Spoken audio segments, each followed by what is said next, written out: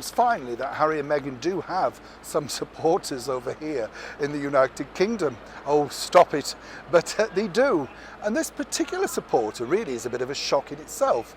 Let me explain the reasons why. Now, as we know, Harry and Meghan aren't exactly on the most popularity polls right now here in the United Kingdom. That all follows on from the endless media bashing from Harry about mental health, the security of London, the safety of coming back here to the United Kingdom. And then, of course, we had Meghan Markle going on at length in that Oprah Winfrey interview. But since then, it has to be said, she's kept her own counsel very wisely. It seems only that Prince Harry is allowed to have a go at his own family, or indeed how the United Kingdom and the media works. Some might say that's a rather shrewd move by the Duchess of Sussex. So it is difficult to find people who do support them. Of course, there are a lot of people online, you know, I see all of these people. I love these people as well that keep coming out saying, oh, he's paid by the Duke and Duchess of Sussex to say positive things.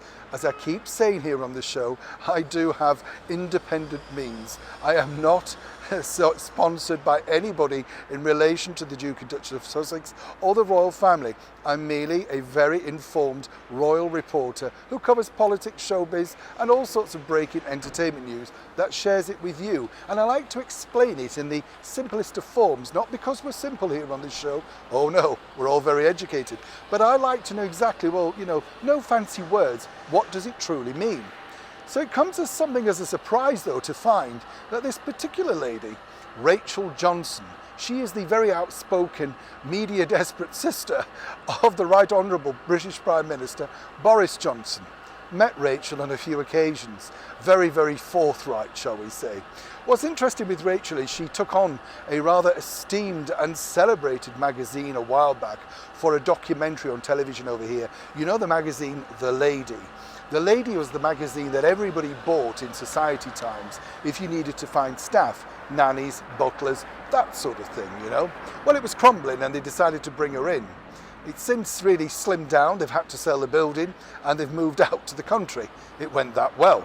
But according to Rachel, the reason why people don't like Harry and Meghan is this. It's all really to do with the fact that people apparently don't like the fact that Harry and Meghan talk about things that people feel uncomfortable about. Poverty, racism, women empowerment, that sort of stuff. She said it's not the norm for anybody within the royal family to discuss situations like that. I disagree, because when you look at, say, the Duchess of Cornwall, she's got a major campaign going right now about domestic abuse.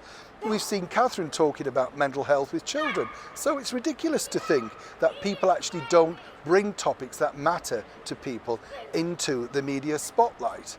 But as ever, perhaps Rachel, who has her own show on radio and constantly writes in newspapers, is possibly looking for that very first big lucrative interview when Prince Harry decides to launch his book.